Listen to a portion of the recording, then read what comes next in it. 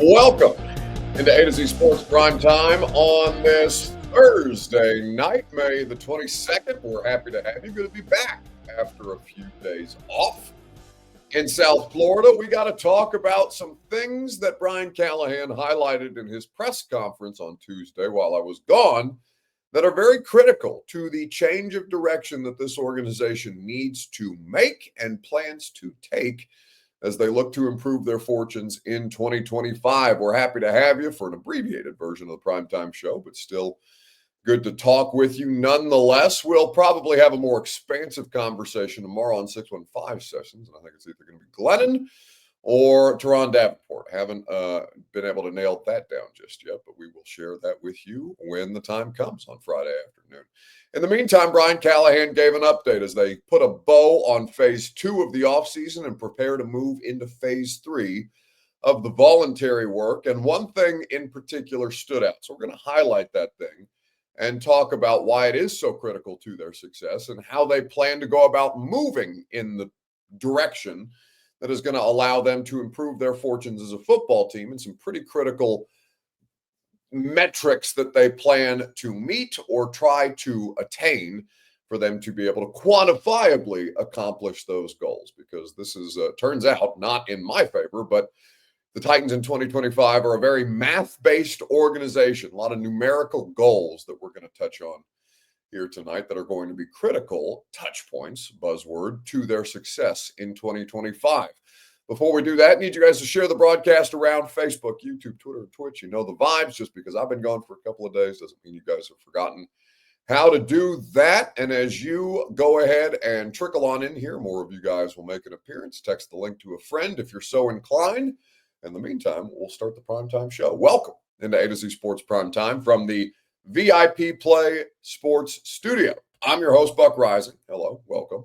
I'm proud, as always, to be presented to you by the wonderful people at the aforementioned VIP Play. Download the app, bet $5, and get 100 in bonus bets on the VIP Play app with the promo code ATOZTN, where the world comes to play. That's VIP Play. By Two Rivers Ford, the South's most trusted Ford dealer, online at tworiversford.com. Quality American-made Ford vehicles and award-winning customer service on offer. Two Rivers Ford in Mount Juliet for more information. By Trum Fitness in the Gulch, where your first workout is free.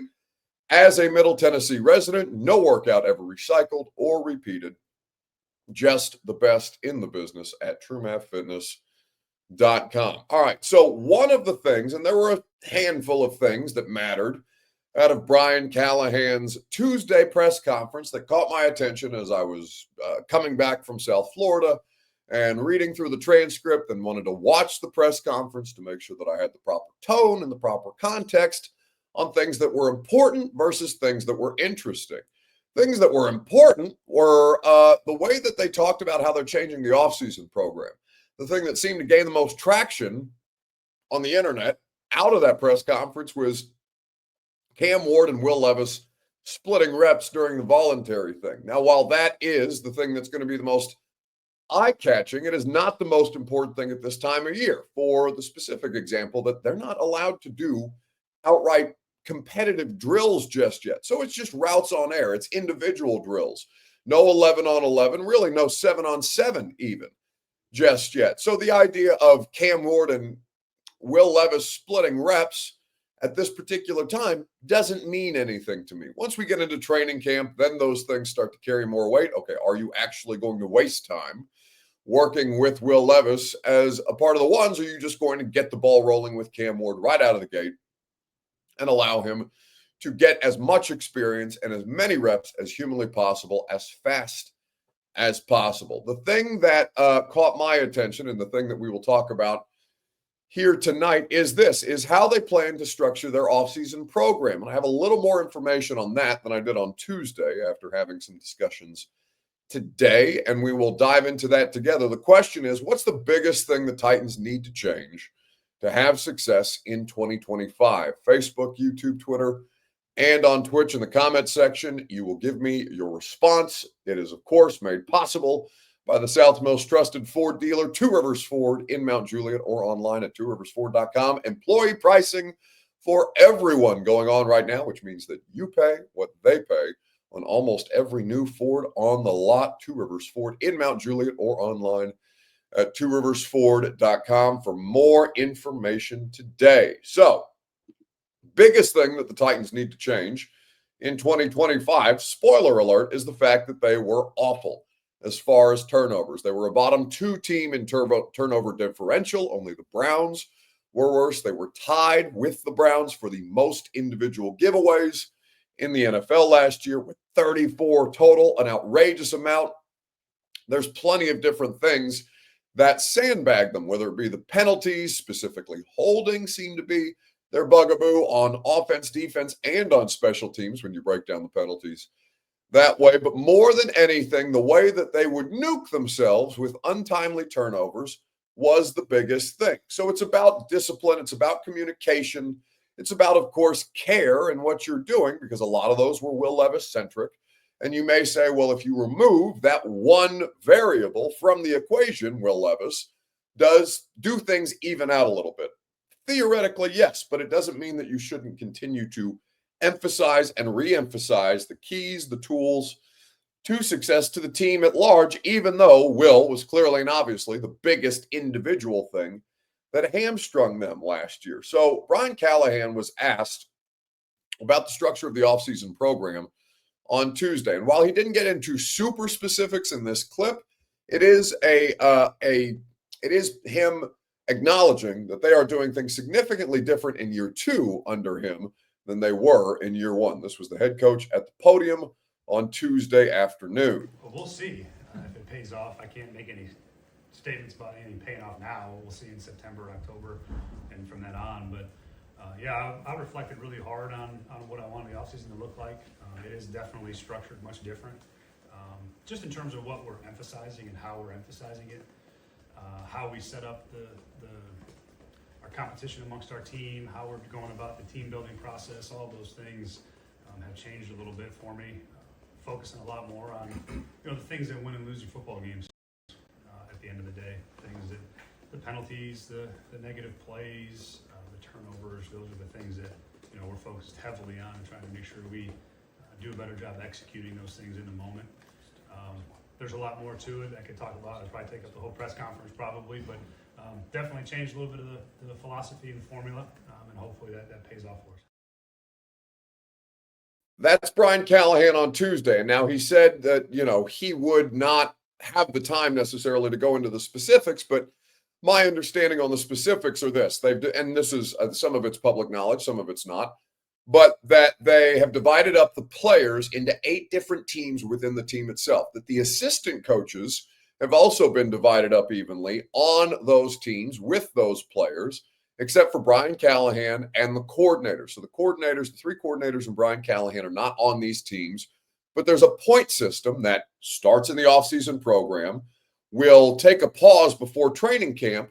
The board does not reset in terms of the team goals, the objectives, and the different kinds of things that they can both earn points in and be docked points in, but they are working towards a cumulative team point total to make the professional athletes continue to find ways to creatively compete. That was their goal in all of this. And they've given them multiple presentations, multiple reminders, a daily leaderboard that's posted publicly in the facility to see these things, to see the errors that the players are making, to see the successes that they're having, for players to be able to see, okay, this guy is helping us, this guy is hurting us.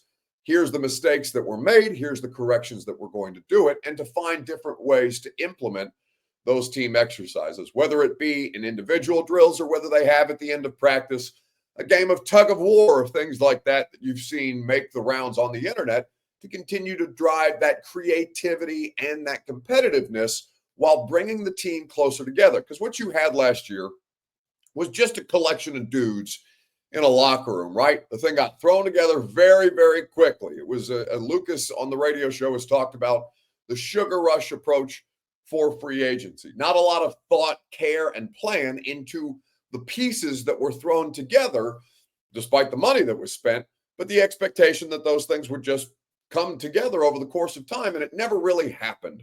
that way. Doesn't mean the guys weren't giving effort or doing their jobs or weren't trying to uphold, some level of leadership. It just means it failed across the board. And now they're having to go back and reconfigure, okay, how do we develop our culture, our leadership, and our sense of team community? Because these guys really, they just didn't vibe, or they didn't communicate, or they didn't talk as much as they should have. They didn't feel like a team. And that, is in certain moments, you could see that visibly. In certain moments in the locker room, you could tell that dynamic was evident there as well. And that's a problem for Brian Callahan. It's something that he has spent a lot of time this offseason agonizing over, finding different ways to come up with the structure for this program, how the program is not going to stop after the offseason or restart anew during training camp, but they're going to have a running total throughout the course of this leading up into the regular season as they just try and find different ways to get the team as a whole, offense, defense, special teams,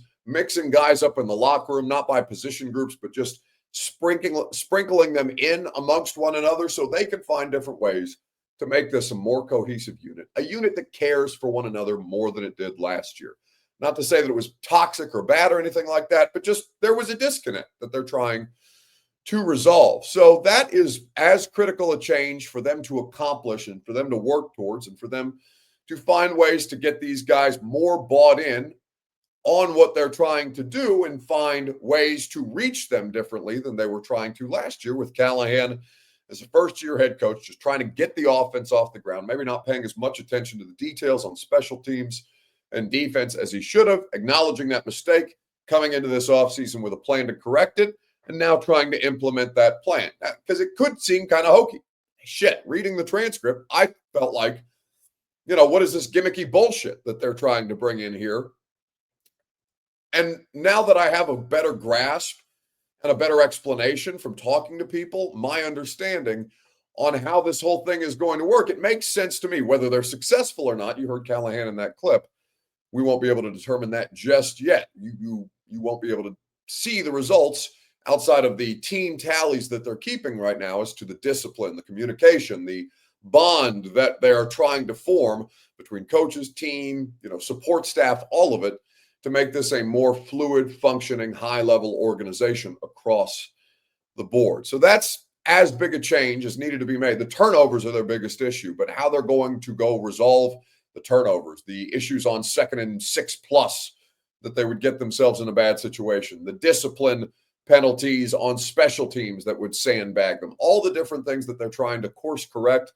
They're trying to do it in this new format. And it sounds like something that's pretty unique to Brian Callahan's Tennessee Titans that he's pulled from different examples of coaching, whether it be in basketball, women's soccer, the NFL from his previous stops, things that Peyton Manning has sent him as far as different tools to utilize for them to operate at a reasonably high level that could be applied that may work for one team but may not work for another, and just give them different things to chew on as to, okay, how can I go about finding different ways to bring this team together? Because until it's a cohesive unit, it cannot act and play as such. The communication will be affected, the discipline, and, provided that the quarterback doesn't nuke them outright, that is a pretty critical part of this. So how would you describe the Titans roster building process this offseason? Facebook, YouTube, Twitter, and on Twitch in the comment section. It is your second prompt for this evening. The primetime show, before we get into that, as always, is presented by VIP Play. You can download the app today exclusively in Tennessee, and they will put you in position to succeed. The VIP Play app has all manner of great offers, like betting $5 to get $100 in the app with that promo code ATOZTN. You can download it today. You can get in on the action in 200+ leagues. We've got game 2 in the Western Conference Finals going on tonight with the Oklahoma City Thunder leading that series 1-0. You can always bet on all your favorite sports in the VIP Play app, where everyone gets treated like a VIP. Terms and conditions do apply. Gambling problem, call 1-800-889-9789. Must be 21+ and located in the state of Tennessee to bet at the VIP Play app. So how would you describe the Titans roster construction process? Well, they've turned over more than half the roster. 53% of the players on this 91-man roster currently are new. And that's a stat that I believe Paul Kaharski pulled first and foremost. But you knew that they were coming in to turn this thing over on its head. And one of those things, of course, involves adding Cam Ward to the mix, where Cam Ward is going to bring a different kind of work ethic, a different kind of leadership style, and something that they desperately need, which is he's just not about the silly shit. And a lot of those rookies talked about that in the weeks leading up to this phase 3 of the offseason program. Just new guys to surround yourself with, great culture guys like Cam and Xavier, and obviously Fem on defense. What impressions of Cam after getting a run with him for a couple days? Yeah, he's been great. He's just a great leader, super easy to talk to, super easy to connect with, super easy to communicate with on the field. We've been coming in and watching some film in the morning time with some of the other receivers and obviously Xavier, but the chemistry is just beginning to click for all of us, and it's super fun to be out there with them. How's it been like to work with Cam over the course of the past couple of days? It's been great, yeah. It's he gets the ball out really fast, which is great, and it's something that I have to get used to for sure. And so I'm excited to work with him in the future. What's the biggest adjustment you have to make to that effect on your end? Oh, you just have to be ready. You know that he's going to be on time every time, and so you have to have that in mind every time. Like if you're late, you're late, and because he's not going to be late. Every time? Yeah, he's going to be on time every time. What was it like on the one rep? You ran and the ball was a little low. You dropped it, and he kind of like pointed out, "My bad," and made you do the rep again. What kind of is that? What kind of leadership and all does that show from him? Kind of like that. Yeah. You just got to get it while it's hot, is what we say. If there's something that's wrong with the rep, you just run it back so you make sure you get it right and move on from it. Is there anything unique to how you and Cam so far have come together, like from what you've seen before as far as working with a quarterback and learning the scheme and just getting to know him? Yeah, I think we're just trying to work through it and just, put as much time as we can into it. And that's really all you can do. And so I've been happy to do that with him so far. What have been your initial impressions of Cam, and how have you enjoyed working with him the past couple of days? Yeah, I think he's exactly what people think he is. I think that, he's a really good leader. He has that presence on the field when he's out there. Then he's really talented. He throws the ball really well, just like you'd expect him to. When you ran early at Hurricane, you're a Gator. What was that like? He gave me a little stuff, but not too much. We're Titans now, so that's all that matters. You said Cam has that presence about him on the field. What about how he acts gives you that impression? Yeah, I think it's just he does things the right way, like he comes in the building early, works hard, and at the same time he has that confidence. You know what I mean? He knows the work he puts in, and what he's capable of doing, but at the same time he knows he has to work hard and continue to improve, and I think that rubs off on everybody else. That process of getting to know to quarterback, you had to do that quickly last year with Mertz and Lagway, two quarterbacks. And what was the key to doing that, and what did you learn from there that you could roll forward to getting that relationship with Cameron? Yeah, I think it's kind of twofold, right? Like being detailed in the playbook, understanding kind of the entire scheme, and then also just be willing to put the time in. That communication between the quarterback and the receivers. I already talked to Cam. I was like, if do whatever you need me to do, I'm gonna go out there and do my best to do that and execute that. And Cam's been great working with us receivers, and I'm excited to continue to work with him and then get with the veteran guys and learn from them as well. So that is Gunnar Helm, Alec Iamaner, and Chimere DK talking about working with Cam Ward. And obviously now the veterans are in the mix, and since then Tony Pollard, Chigakonkwo, Dan Moore Jr., the new left tackle, have all, I said that weird, Dan Moore Jr., not Dan Moore Jr. Anyway, either way. The new left tackle for the Titans has spoken on Cam's leadership and how they're integrating with him as a rookie who's coming in here, to theoretically take the reins from Will Levis as they move in a different direction. How successful they are in that process remains to be seen.